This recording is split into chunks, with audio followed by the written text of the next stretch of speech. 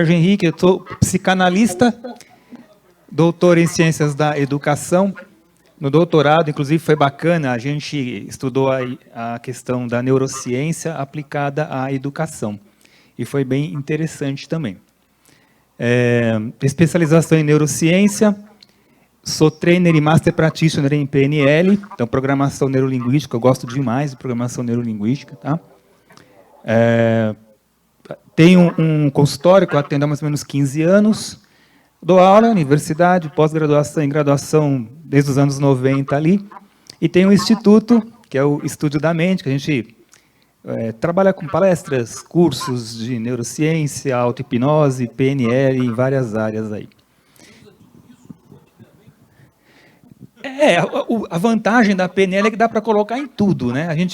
A PNL ela tem um lado excepcional, como o Osmar mesmo colocou aqui, né, terapêutico, que muitos de nós, mas ela também tem um lado muito importante para a gente usar na parte de liderança, comunicação e tudo mais, né? Então é muito realmente versátil.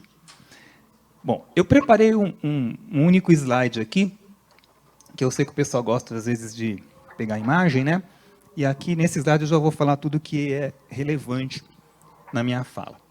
Bom, então onde está o nosso tema aqui, autoestima. Como que a gente, como eu...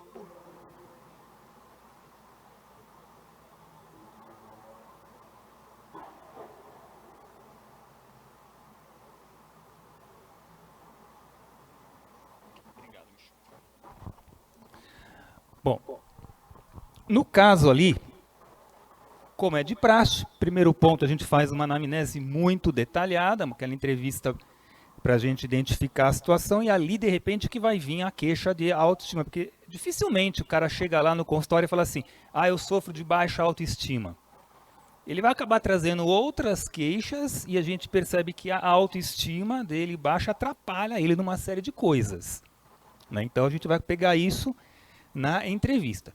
Feita a anamnese, né, eu acho importante fazer aquela hipnoeducação, ou seja, quebrar as crenças negativas, o que é hipnose, o que não é hipnose, pessoas, né, aquelas coisas, você não vai ficar inconsciente, não é mágica, aquelas que a gente falou aqui, várias coisas para ele entender os processos, entender o que ele vai sentir ali, não se decepcionar, que tem muita gente que acha que vai chegar lá, vai ficar inconsciente, assim, nossa, mas eu fui hipnotizado. Então, todas essas questões a gente explicar, né? E aí também, quando a gente detecta na anamnese que tem situações relacionadas à autoestima, muitas vezes existem algumas crenças muito fortes ali, porque a pessoa precisa entender o que é autoestima. Entender que a autoestima não é egoísmo, não é egocentrismo, não é achar que ele é melhor do que os outros. Não anula o sentimento de bem-querer dele pelos outros. Porque tem gente que chega lá, às vezes pela educação que ele teve, com aquela coisa de humildade. E a humildade dele o impede de aceitar até elogios. Exemplo, nossa, o seu cabelo está bonito. Imagina, está não sei o quê. Pô, gostei da sua roupa, é bacana. Não, que comprei na liquidação.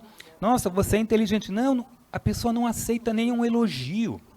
Ela é incapaz, às vezes, de falar que ela é boa em alguma coisa. Porque ela acha que ela está sendo arrogante. Então, a gente já vai falar, isso não é questão de você estar sendo arrogante. Explica o que é autoestima, o se valorizar, o querer. Se você não der valor a você, ninguém vai dar. Às vezes a pessoa se queixa, as pessoas não me valorizam, tal pessoa não me ama, então, porque ela não começou a se amar primeiro. Então, eu trabalho muito essa questão. A pessoa mais importante, a primeira pessoa que você tem que valorizar é você.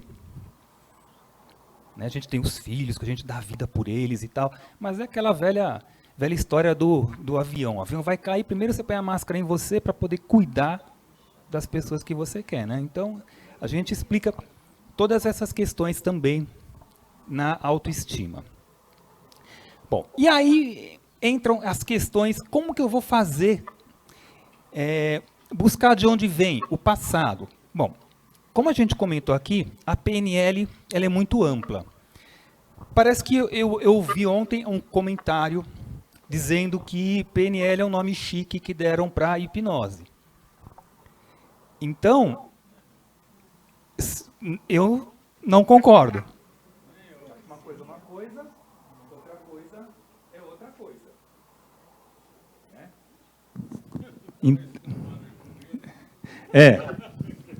Então,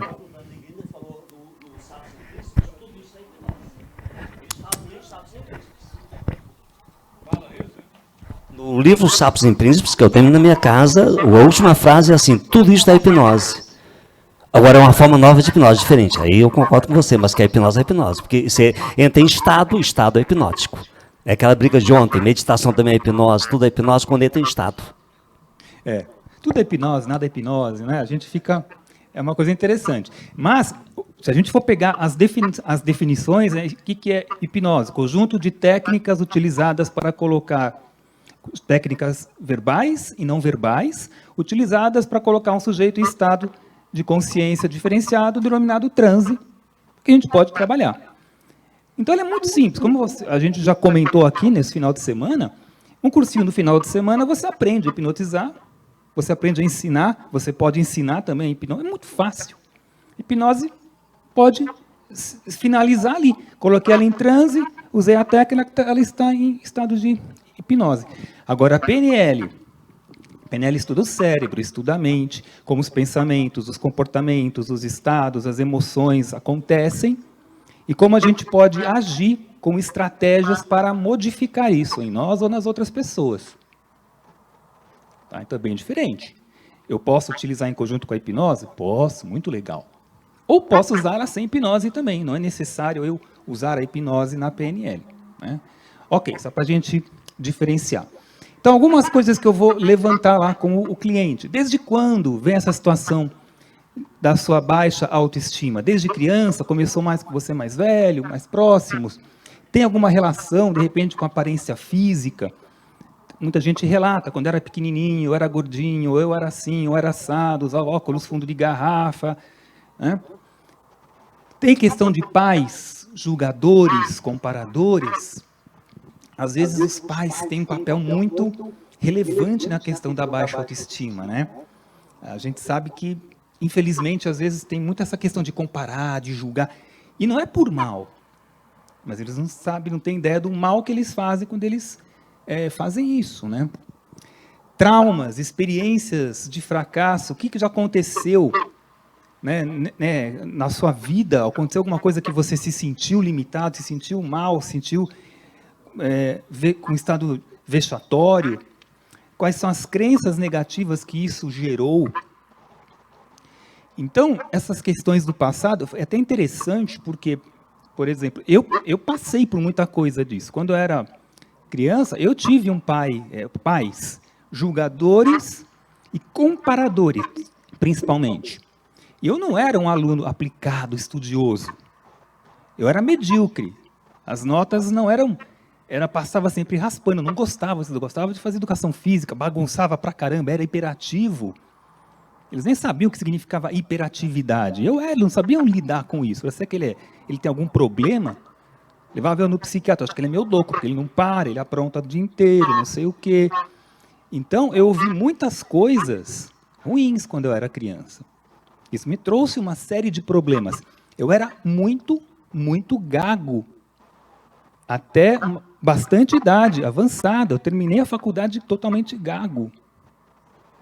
Eu jamais ia imaginar na minha vida que eu ia me tornar um professor ou um palestrante. Jamais, não passava nem perto, porque eu pagava para não vir aqui na frente falar. E era aquela gagueira que eu não conseguia falar o telefone, chamar um amigo na porta, não saía. Tá? Então, tudo isso eu percebi que tinha uma relação muito forte com coisas do meu passado, com a minha autoestima, com a minha segurança. Né?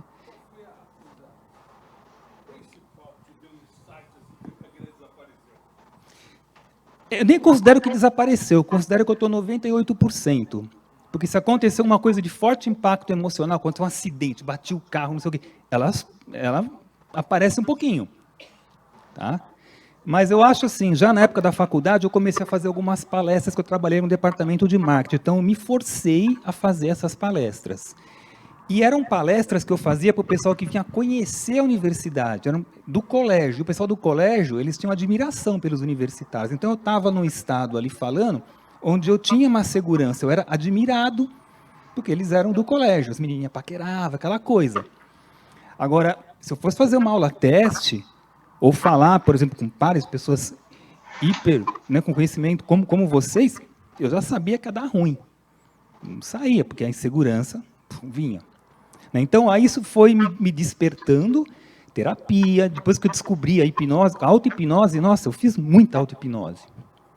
Muita tela mental, cansei de fazer uma série para me ver falando fluente. Então, foi um processo longo, não foi do dia para a noite, óbvio, mas deu um pouquinho certo, né? Bom, então, essa questão, primeiro a gente buscar o passado, a gente trabalhar hoje. Aqui entram algumas técnicas de programação neurolinguística. Né?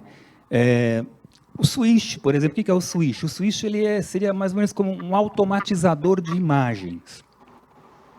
Então, por exemplo, quando eu penso que eu vou falar em público, eu vejo as pessoas me olhando com cara de desaprovação. Um exemplo. Então, vem aquela imagem, assim, as pessoas me olhando com cara de desaprovação. Eu falo, o que eu queria colocar? Queria colocar caras de admiração.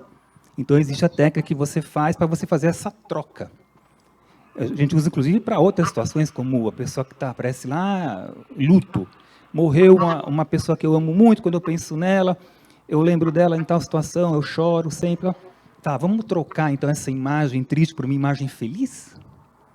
E aí a pessoa pensa nela, vem uma imagem agradável. Então, ela quebra aquele estado e ela fica bem.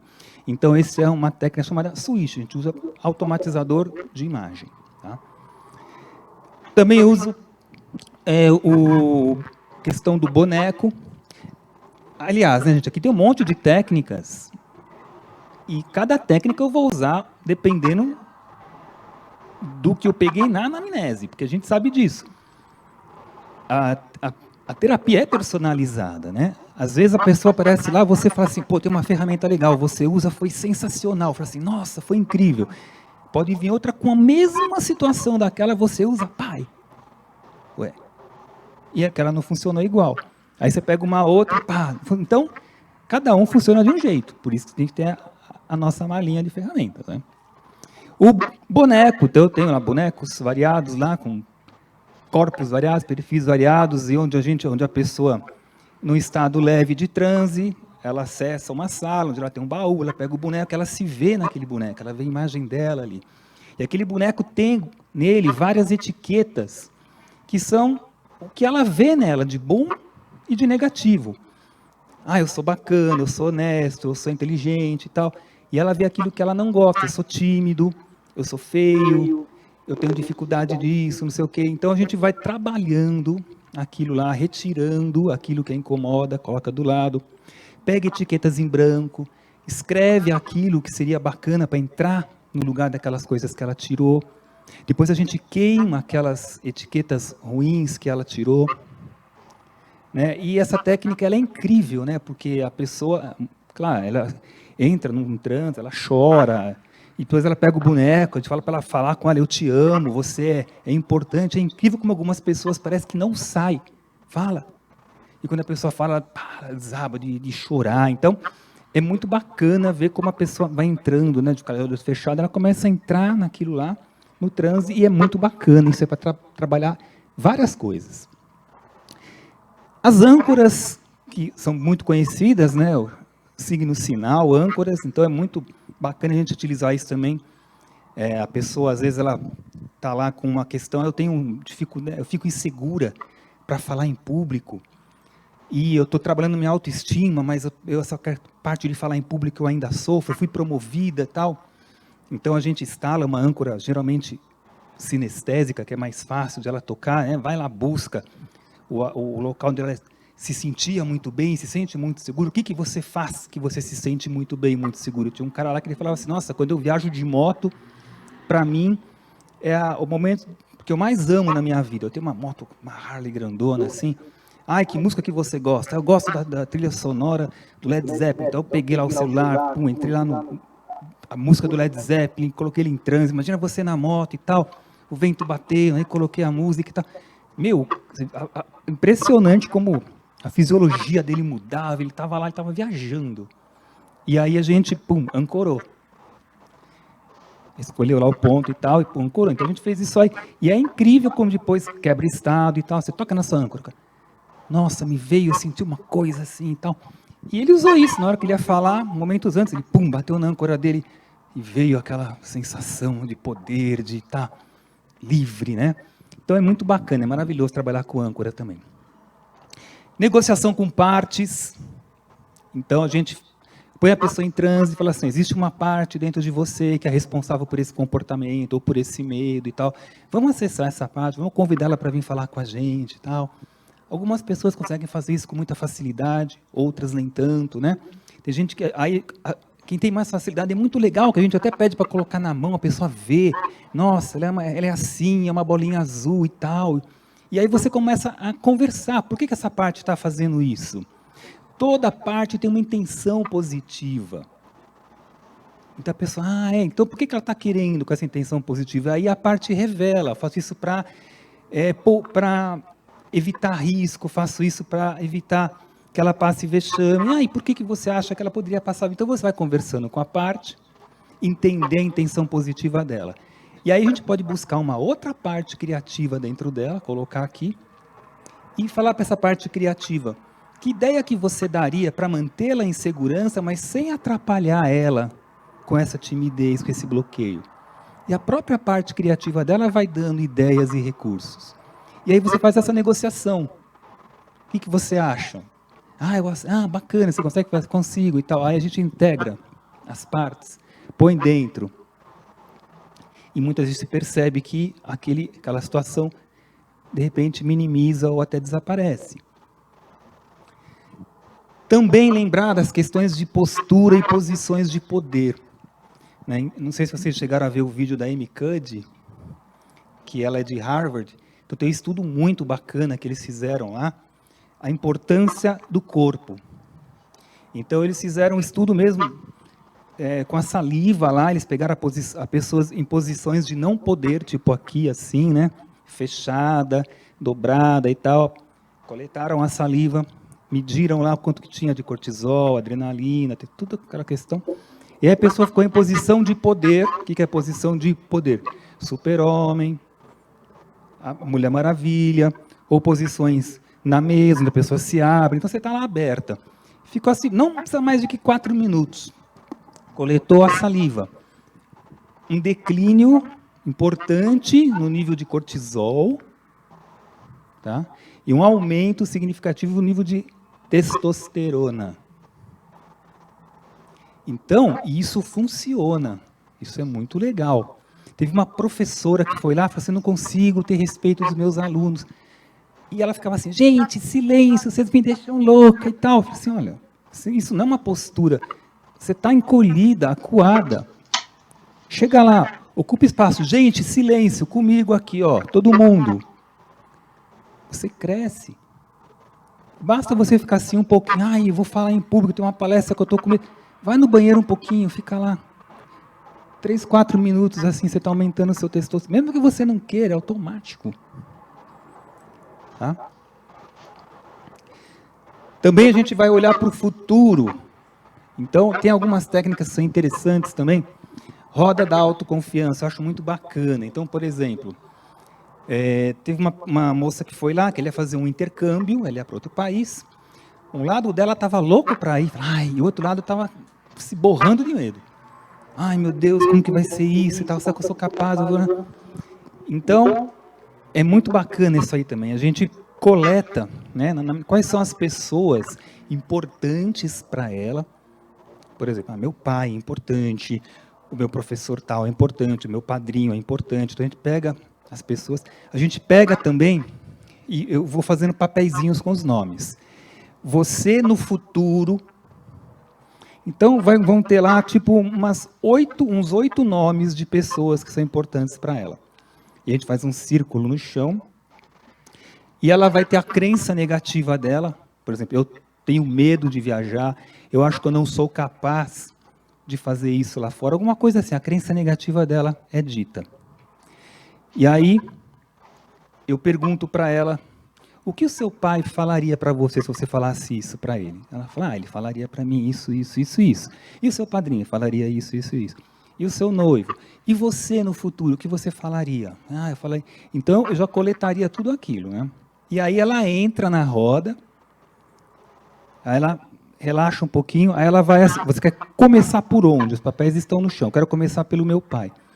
Aí fala assim, pai, eu tenho um intercâmbio para ir, mas eu tenho muito medo. Aí eu entro lá e falo o que ela escreveu. Filha, você deve voar, você tal, não sei o que, é o que ela falou. Aí você sente ela já mudando. Aí ela vai lá pro irmão. Irmão, eu tenho uma situação, mas eu estou com medo. O irmão dela fala aquilo que ele falou. E eu vou falando conforme ela me falou. Eu mudo a voz, eu mudo o jeito de falar, ser mais formal, mais informal. Meu, o efeito que isso dá é incrível. Ela vai escorrendo lágrimas, ela no futuro falando para ela mesma, nossa, pode vir, aqui é incrível, você vai ver como você vai se dar bem aqui, a melhor experiência da sua vida, você vai passar agora, não sei o que.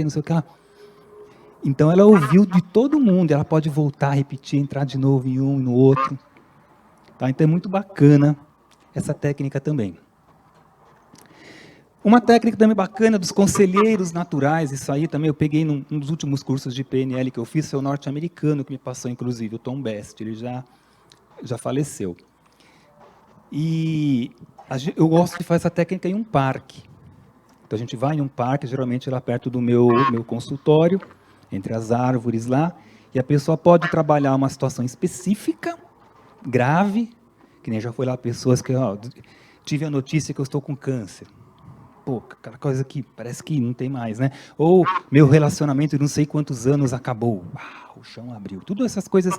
Ou pegar a vida dela mesmo. Então, ali no parque, ela vai escolher basicamente 3 elementos da natureza. Pode ser do reino animal, pode ser sol, a lua, que tenham a ver, que poderiam ter os recursos que seriam importantes para ela. Por exemplo, o leão tem a coragem, o macaco tem a sabedoria, e assim por diante. Ela pode escolher o sol, pode escolher a lua, o mar que é calmo, tranquilo, o fogo que queima. Então, ela vai escolher aquilo, a gente vai escolher lugares, âncoras espaciais para colocar cada um daqueles itens que ela escolhe, né? E aí ela vai entrando em cada um deles, ela acessa aquela energia, né? Por exemplo, da água, então sinta a energia da água, do oceano, esse elemento, eu vou descrevendo todas as características positivas, né, que se adapta a qualquer coisa, que é tão calmo, sereno, mas quando necessário também pode se tornar, trabalho. Agora sinta essa energia, e quando ela estiver dentro de você, você ancora ela, fecha a mão, ancora aquela energia e tal. Então ela, e pede um conselho.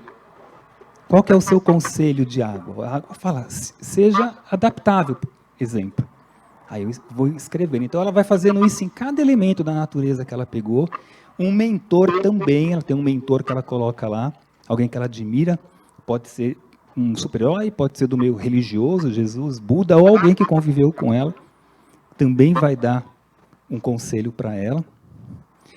Depois que ela pegou todos esses conselhos dos elementos da natureza e do mentor dela, a gente coloca ela no centro de todos eles, ela vai lá, se coloca em posição de recepção, todo mundo mandando energia para ela, ela vai captando, quando ela se sentir, dá aquele arrepio, né? Aquela coisa que a gente, da energia forte que ela escolheu, aí ela fecha a mão, ancora, e ela cria, na verdade ela já escreveu uma frase de poder, um mantra, com aqueles conselhos que eles deram.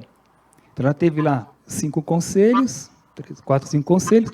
Com esses conselhos ela vai escrever o mantra dela e vai ancorar aquilo junto com a sensação de poder dela. Então é muito bacana, porque ela fica com aquilo para ela.